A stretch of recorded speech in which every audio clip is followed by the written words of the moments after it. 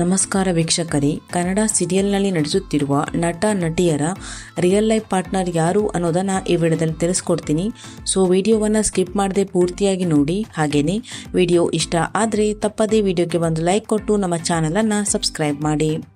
ಮೊದಲನೇದಾಗಿ ಸ್ನೇಹದ ಕಡಲಲ್ಲಿ ಸೀರಿಯಲ್ ಪಲ್ಲವಿ ಖ್ಯಾತಿಯ ನಟಿ ಕಾವ್ಯ ಮಹಾದೇವ್ ಹಾಗೆಯೇ ಅವರ ರಿಯಲ್ ಲೈಫ್ ಪಾರ್ಟ್ನರ್ ಕುಮಾರ್.